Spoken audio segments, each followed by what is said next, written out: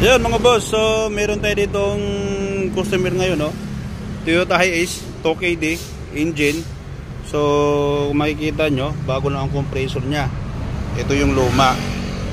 Nung hindi pa nagpalit ng compressor, ang problema mga boss, nagbi-blink.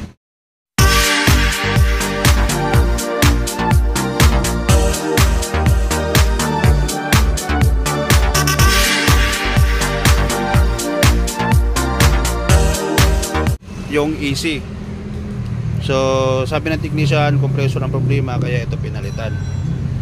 Nung pagkatapos pinalitan, nagbi-blink pa din yung EC. Saan ka pa galing nga, sir? Ano pa ako? Fairview. Fairview.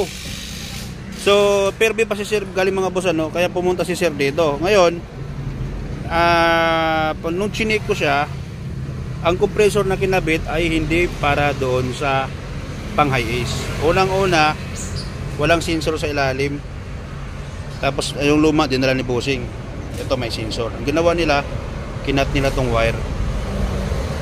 Kinat yung wire, mag-on, ganun pa rin, wala mangyayari doon kasi nga may command. So sira na daw ang compressor. Nakita ko naman yung hub clutch niya ay sunog lang, pero hindi naman stock up ang compressor niya. So kawawa tuloy ngayon si sir dahil ang compressor na nabili hindi naman para dito sa Hiace. Tapos kita niyo naman yung pulley niya, no? Ito nakakabit ito sa Innova na diesel kaya sa gasolina mga boss. So magkaiba talaga yun kasi wala itong sensor sa puwet. Ito meron. So wala tayong ibang magagawa dyan kung di magpalit ng bagong compressor. Pauburahin natin itong luma ni bossing. So update ko muna kayo. Tingnan ko lang. Oh boss, so ito yung ano, no, yung sa Toyota Hiace. So ito na yung compressor niya na luma nga. Ito yung compressor na kinabit sa kanya. So i-share ko lang sa inyo, no, kung bakit nagpapalit ako ng compressor na bago ulit. Okay, kasi nangyari, ito walang sensor dito. Ito meron. Ito yung wala sa kanya. So pinutol nila yung dalawang wire. Ito yan. Okay, ito putol yan. So bumili tayo ng compressor na original, may kasama ng ganito, nakasalpak na rin yan mga boss. So ito siya ngayon, nakaandar na. Titingnan natin yung temperature, kung ano yung setting dito, kung ano yung lamig, no? So ito tayo. Okay, so halos bukas lang natin.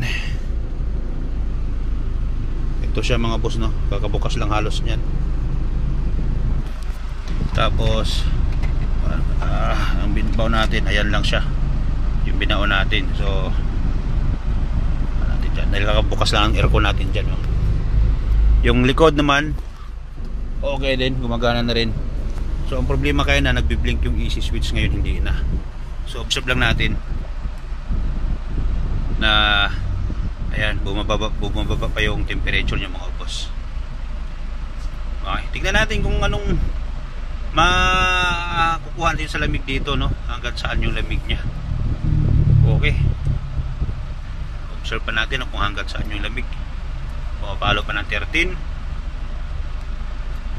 Yan. So para doon sa mga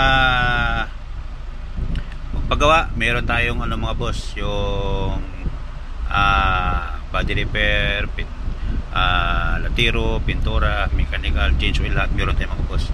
So doon sa kabilang shop natin ilalagay yun, no? So yung mga ano naman natin, yung aircon, electrical, dito yan mga boss. Ayan. So pag nagpa-PMS kayo, dito yun. Ayan tayo, dealer tayo na, ayan, no, 2 touch yan. Okay, so focus tayo dito. Ayan siya. So tingnan natin mga boss, no, nakabukas yung likuran yan, 12. Tingnan natin kung hanggang saan yung temperature nya. So walang ano to, walang putol yung video, tuloy-tuloy yan, ano. Tingnan natin. Kasi yung iba nakukuha natin hanggang 6. Titingnan natin ito, no. So 6, 7. Okay. So ito, pumapalo na siya ng 11. So dito nakaapak sa gas. Ayan. Antay lang natin yan. Okay, so tingnan natin yung mga boss kung anong natin dito. Okay, yung lamig.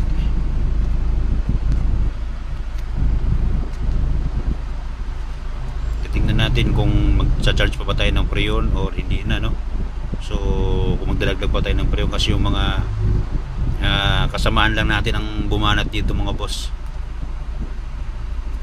i-charge ng Freon. Titingnan natin kung pwede na ba sila, maasahan na ba natin silang mag-charge ng Freon para naman mas mabilis, mas marami tayong magagawa, no? At lahat na mag-walk-in ay magagawa natin kaagad. So itong Altis pala na to, top overhaul yan. So yung nando sa loob, hindi ko na makikita sa camera,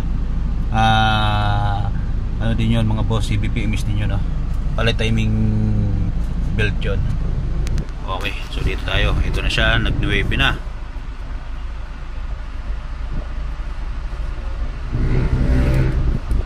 Ayan, 9 na siya mga boss.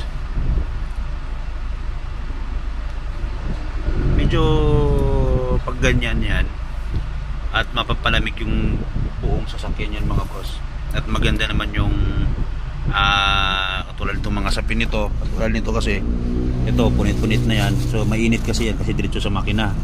Katulad dito mainit yan, so yung singaw kasi nito mga boss papasok pa rin dito, no? So medyo magkakaroon pa rin ng hilaw lalo pag ganyan. Ayan, so Toyota Hiace mga boss, no? Ang concern ni bossing, blinking yung aircon switch nya. Yung ito AC, blinking yan. Okay. So dahil bagong gawa ito, hindi na ako nag-flashing dito sa condenser, no? Dahil kung aanuhin pa natin yan, mas mapalaki ang gastos ni bossing dyan. Kung magpo-pull down pa tayo ng condenser, mas mapagastos si bossing dyan, no?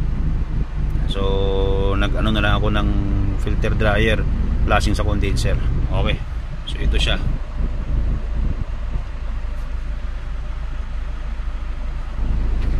Ito yan mga boss, ang lamig niya. Naka 1 lang, naka 2. Ayan, sira na rin kasi itong ano niya, bossing dito. Hanggang 8 mga boss yung lamig. Ano natin? Revolution natin. 8 yung lamig niya, nakahinto, no? Kaya doon pa na itong nakaano.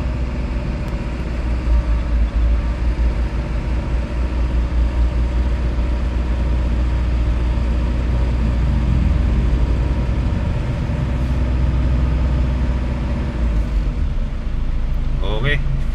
So yun na mga boss, kapag may katanong kayo, pwede kayo mag-visit sa number na nandiyan sa screen, hindi kaya mag-message sa Facebook page natin. Easy work.